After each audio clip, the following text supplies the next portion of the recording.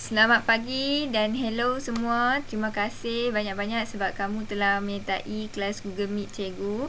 Cikgu, terima kasih sangat sebab kamu ada semangat untuk belajar walaupun ini pertama kali kita buat Google Meet dan tak pernah berjumpa pun. Jadi, terima kasih banyak-banyak. Okey, hari ini kita akan belajar unit 4 iaitu hidup beragama atau berkepercayaan membawa berkat. Jadi minggu lepas pun kita ada belajar, minggu ni pun kita nak belajar. Minggu ni kita nak belajar apa pula? Okey. Saya ada buat peta minda. Jadi kalau kamu lihat kat peta minda ni, saya ada buat 3 tik. Iaitu tanda right. Okey. Tanda right ni mewakili yang kita dah belajar, iaitu menyatakan kepelbagaian agama atau kepercayaan. Okey, contohnya kita tahu agama yang ada ialah Islam, Hindu, Buddha, Kristian. Kemudian yang kedua, menjelaskan kepelbagaian amalan keagamaan atau kepercayaan. Okey, yang ni pula kamu terangkan, macam kalau Islam dia akan solat di masjid 5 kali sehari. Kalau Buddha pula dia akan sembahyang di wat. Kalau Hindu dia akan sembahyang kat kuil. Kalau Kristian dia akan sembahyang dekat gereja. Maksudnya itu penjelasan apa amalan yang mereka lakukan. Kemudian menjelaskan cara menghormati kepelbagaian amalan keagamaan atau kepercayaan untuk memperkukuh perpaduan. So nampak tak kat sini? Lepas kita belajar dah tahu apa agama yang ada, yang wujud agama atau kepercayaan. Kemudian kita kena tahu amalan melalui menjelaskan. Kemudian kita belajar cara menghormati. Cara menghormati ni yang pertama iaitu tidak berbuat bising apabila melihat rakan sembahyang. Maksudnya walaupun kita ada berbeza agama, seorang Buddha, seorang Hindu, seorang Kristian, okey, bila dia sembahyang kita tak buat bising, kita senyap. Senyap itulah tanda kita menghormati dia. Okey? Kemudian kita tidak mengejek dengan amalan yang dilakukan oleh rakan. Kemudian kita tidak makan depan orang puasa. Kita tahu orang Islam ni bila mereka berpuasa maksudnya mereka tak makan. Jadi kat situ kita boleh lihat bila kita tak makan depan mereka tu maksudnya kita menghormati orang Islam yang sedang berpuasa. Okey, jadi untuk hari ini kita akan belajar lagi 3 objektif pembelajaran bagi tajuk ini yang saya buat warna biru ni. Okey, yang pertama sekali kita akan tengok menghuraikan kepentingan hidup beragama atau berkepercayaan. Kemudian menceritakan perasaan apabila mengamalkan cara hidup beragama atau berkepercayaan dan mempraktikan hidup beragama atau berkepercayaan. Okey. So, yang pertama sekali kita akan belajar kepentingan hidup beragama atau berkepercayaan, iaitu poin yang pertama, mendekatkan diri dengan Tuhan. Saya percaya yang setiap manusia dia mesti mempunyai agama ataupun kepercayaan. Jadi macam mana mereka nak dekatkan diri dengan Tuhan ni? Kita ni macam mana? Kita kalau nak dekatkan diri dengan Tuhan ni mestilah kita bersembahyang, betul tak? Kita bersembahyang, kita berdoa. Okey, kalau untuk orang Hindu dia akan sembahyang kat kuil. Bila dia pergi nak jumpa Tuhan dia akan bawa buah, bunga. Okey, kalau orang Buddha ni dia akan buat meditasi dekat wat. Jadi itulah menunjukkan cara depa nak dekatkan diri. Maksudnya kita ni mempunyai pegangan agama atau kepercayaan. Kemudian yang kedua adalah dapat membezakan amalan baik dan amalan buruk. Saya pasti setiap agama akan mengajar penganut dia untuk mengenali dosa dan pahala. Betul tak? Setiap agama ada pahala dan dosa kan? Saya tanya ni, ada dah nak jawab? Ya. Betul kan? Bila kamu tahu pahala dan dosa ni, jadi kamu dapat membezakanlah amalan baik dan buruk. Contoh kalau amalan baik ni menolong orang, sayang dengan sesama insan. Macam amalan buruk ni macam menipu, membuli. Jadi kat sini ni pentingnya hidup beragama ni supaya kita tahu, dapat tahu, oh yang ni kita boleh buat, yang ni kita tak boleh buat. Yang ketiga adalah menjadi manusia yang berakhlak mulia. Manusia yang berakhlak mulia ni dia start pada hati. Daripada hati. Nak jadi orang yang baik, nak jadi orang yang penyayang, nak jadi orang yang baik hati, nak jadi orang yang berani menggunakan keberanian dengan ke arah yang positif. Jadi melalui bila kamu ada hati yang baik, kamu akan zahirkan, kamu akan tunjukkan dengan perbuatan. Contoh kamu kata, saya ni baik hati. Okey, bila kamu nampak je ada haiwan duk lalu, lepas tu dia lapak, okey, maksudnya kamu ni nak tolong dia. Jadi kat situ kamu bukan baik hati je, kamu juga seorang yang penyayang sebab kamu nak bagi makanan kat kucing ke yang kelaparan. Nampak tak kat situ? Okey, yang keempat adalah mendapat kebahagiaan dan kesejahteraan hidup. Maksudnya, kamu tahu bila kita hidup, ada agama, ada kepercayaan, kita tahu kita ada Tuhan, orang yang lebih berkuasa pada kita. Jadi, apa sahaja yang kita buat, kita akan bergantung dengan Tuhan. Kalau kamu nak, contoh kamu nak lulus peperiksaan, kamu mesti berdoa kan. Lepas kamu berdoa, kamu berusaha. Jadi kita tenang, kita tahu dah, kita dah usaha dan doa. Kalau jadi apa-apa pun kita tahu Tuhan yang menentukan segalanya. Betul tak? Betul, cikgu. Okey, bagus Ratana. Yang lain pun jangan risau, kamu boleh buka mic dan jawab soalan saya. Ataupun kalau kamu ada pertanyaan, kamu boleh je tanya. Jangan malu-malu, okey? Okey, yang seterusnya adalah perasaan apabila mengamalkan cara hidup beragama atau berkepercayaan. Okey, yang pertama sekali, perasaan dia apa? Perasaan dia tenang. Sebab apabila kita sentiasa berdoa dan bersyukur. Betul tak? Kalau kamu ada masalah ke, ada apa ke, bila kita ni hidup beragama atau berkepercayaan, kita akan sentiasa berdoa. Dan bila kamu dapat apa pun, kamu bersyukur. Walaupun benda tu sikit. Macam contoh sekarang ni, kita tak boleh nak pergi belajar secara bersemuka kat sekolah. Tapi kita boleh belajar online. Kita boleh belajar online. Jadi, nampak tak kat sini bahawa kamu bersyukur, kamu masuk Google Meet. Kalau kamu boleh masuk, kamu masuk. Kalau tak masuk, nanti cikgu bekalkan video ataupun bahan pengajaran lain. Jadi kat situ nampak tak? Kita akan sentiasa tenang. Yang kedua, gembira dengan berhemah tinggi dalam perlakuan. Okey. Jadi mempunyai budi pekerti yang baik. Hemah tinggi ni maksud dia adalah kita ni macam mempunyai akhlak yang baik lah. Bila kita ada hati nurani yang baik, kamu akan zahirkan, kamu akan tunjukkan dengan perbuatan kamu. Kamu cakap dengan baik, jaga adab kamu, bersopan santun. Kamu sentiasa menggunakan bahasa yang baik bila bercakap dengan orang. Jadi, kamu nampak tak? Bila kamu ada agama, jadi kamu rasa macam, oh, saya kena ni. Lepas tu kita bila buat baik dengan orang, kita rasa gembira. Okay. Kemudian, bangga melalui menghormati sesama insan. Bangga ni perasaan. Menghormati sesama insan ni apa? Macam tadi saya sebut, kita belajar minggu lepas kan, cara menghormati agama dan kepercayaan orang lain. Okey, apa yang kamu ingat macam cara nak menghormati insan lain ni, yang tak sama agama dengan kita ni? Ada sesiapa tak boleh jawab kat saya? Ingat tak tadi saya kata cara menghormati ni? Contohnya, tidak berbuat bising apabila kita lihat rakan kita sedang sembahyang. Itu contoh yang pertama.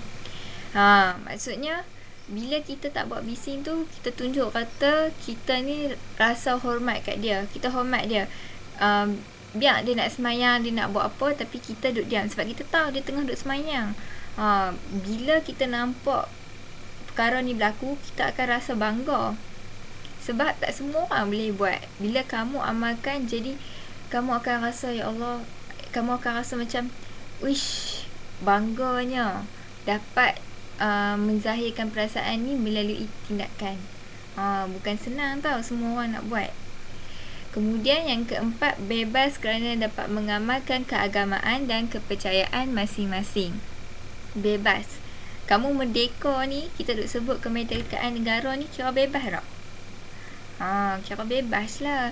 Jadi bila kita di negara merdeka, kita rasa bebas. Kalau agama pula kita rasa bebas tak? Rasa bebas lah, sebab kalau yang Buddha nak pergi sembahyang kat Wat boleh, yang Hindu nak pergi sembahyang dekat kuil boleh, yang Kristian nak sembahyang dekat gereja boleh, nak buat apa pun boleh mengikut amalan agama dan atau kepercayaan tu masing-masing. Apa pun nak buat, kamu boleh buat. Tak ada masalah.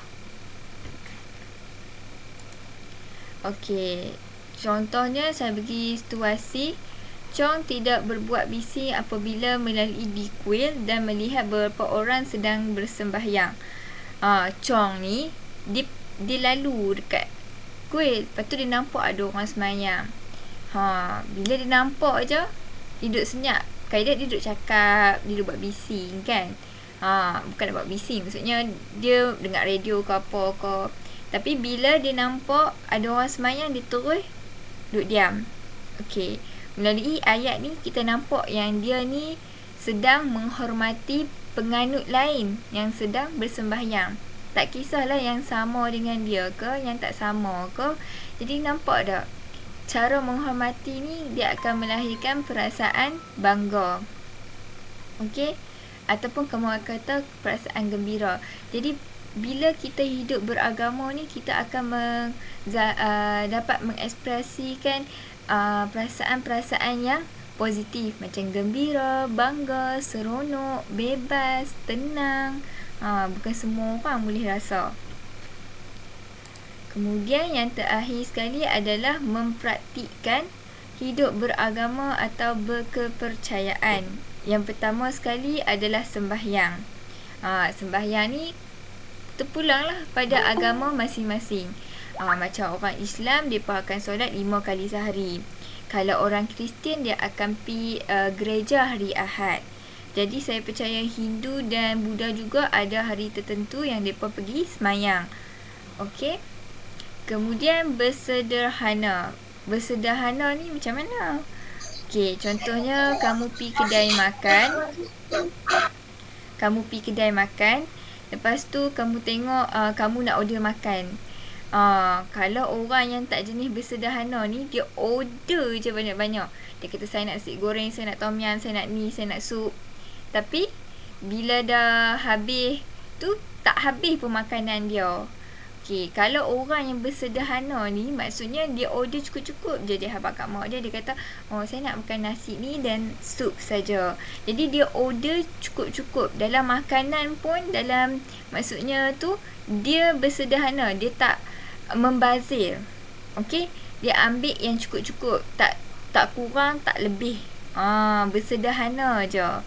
Bila dia nak beli apa-apa pun, dia cari yang harga okey, yang ikut kemampuan dia. Tak ada duduk pergi beli sampai RM1,000 kalau pensel buang kan. Dia beli okey-okey je dengan dia. Okey semua? Okey, okey Jan. Okey, yang ketiga adalah bersyukur. Bersyukur maksudnya macam mana? Bersyukur ni kamu sentiasa mengucapkan terima kasih kepada Tuhan. Okey. Saya tak ingat nama kamu Pustaka, tapi thank you. Dan Jerry juga. Okey, Yisheng. Okey, thank you. Kemudian bersyukur ni kita ada terima kasih kepada Tuhan. Jadi kalau kamu terima apa pun, kamu rasa walaupun benda tu kecil, katalah hari ni mak kamu belanja kamu makan KFC. Makan KFC sedap tak? Okey, makan KFC. Jadi kamu bersyukur, kamu rasa terima kasih kat Tuhan sebab kamu rasa terima kasih Tuhan bagi kamu rezeki sebab nak makan. Kalau orang lain tak boleh nak makan, tapi kamu diberi oleh Tuhan untuk makan. Jadi kita perlu bersyukur, sentiasa rasa terima kasih walaupun benda tu sikit. Okey, yang kemudiannya adalah tidak melakukan dosa. Orang yang hidup beragama ni, saya rasa setiap agama dia akan menjelaskan tentang syurga dan neraka. Ada tak? Macam tempat yang baik dan tempat yang buruk. Ada tak? Kesudahan hidup kamu nanti. Ada tak? Okey, hurapan ada. Jadi, bila kamu dah tahu kata ada wujudnya syurga dan neraka ni, kamu mestilah nak masuk syurga kan? Sebab kamu dah tahu syurga tu adalah tempat yang seronok, yang best, yang cantik. Kamu takkan nak pergi kat neraka pula. Jadi, kamu akan cuba untuk tidak melakukan dosa. Bila kamu tak melakukan dosa ni, maksudnya kamu mengamalkan amalan-amalan yang baik. Contohnya kamu sentiasa sembahyang awal waktu, kamu rajin pergi dekat wad ke kuil ke gereja ke, kamu berbuat baik kepada ibu bapa, bercakap dengan bahasa yang baik, jaga adab sopan. Okey? Seterusnya adalah makan makanan yang halal. Okey. Kalau bagi yang Islam ni, kita tahu mereka tak boleh makan khinzir dengan alkohol, iaitu minum arak kan. So, mereka akan jauhkanlah diri daripada pemakanan ni.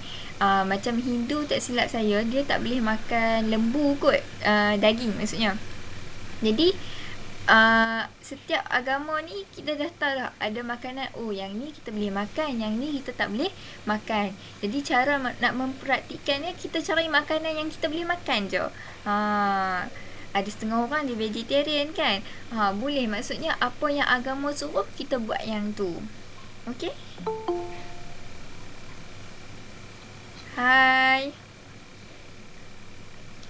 Okey, yang seterusnya adalah yang terakhir sekali, iaitu menyambut upacara dan kepercayaan. Yang ni contohnya Hindu. Hindu ada Deepavali, pun ada Pongal.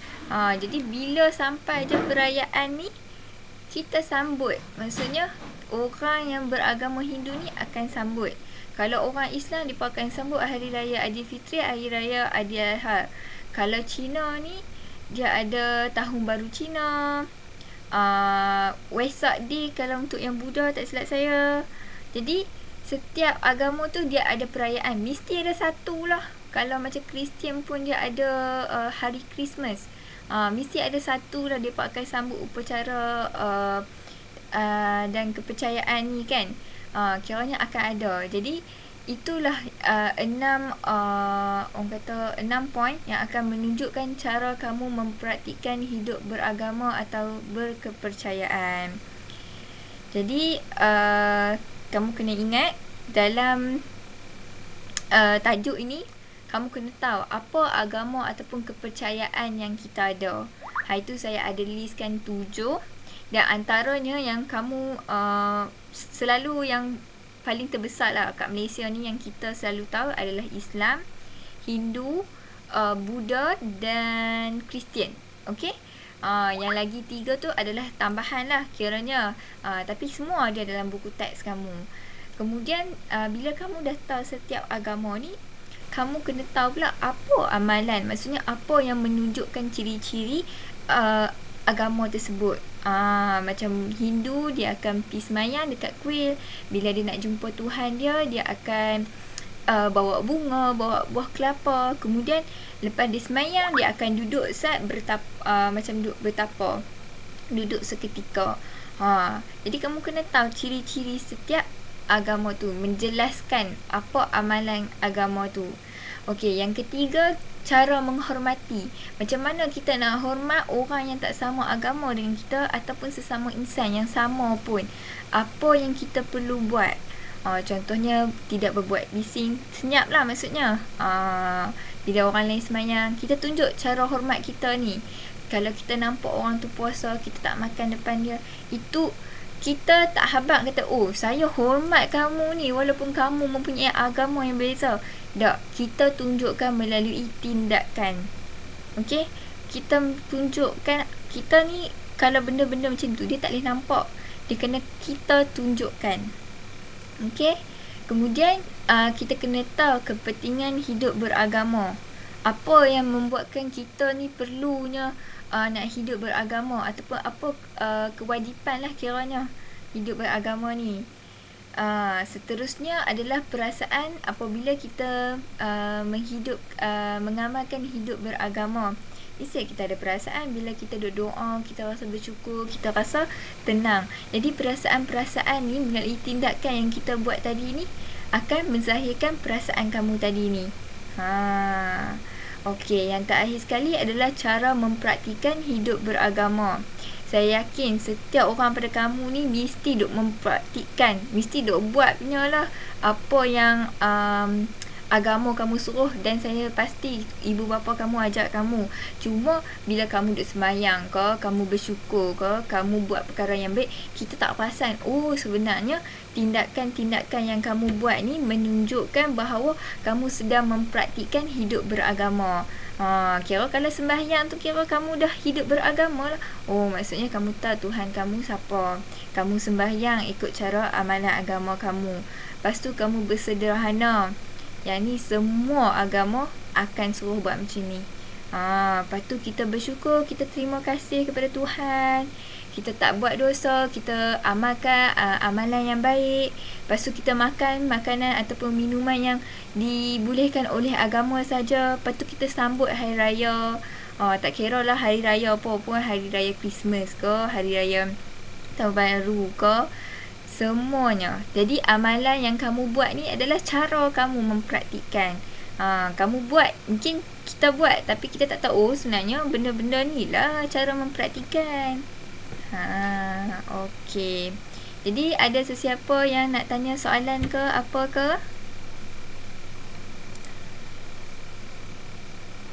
Ada tak? Okey, kalau tiada, tak ada Okey, kalau tak ada, cikgu tutup dulu ni. Kita nak akhirilah kita punya kelas ni. Okey, cikgu ucapkan terima kasih kepada semua yang hadir. Ada homework Jai, takkanlah tak ada. Ada. Mesti ada. Kejap lagi saya akan bagi nota dengan latihan kepada kamu. Jadi kamu buat macam biasa dan hantar kepada saya.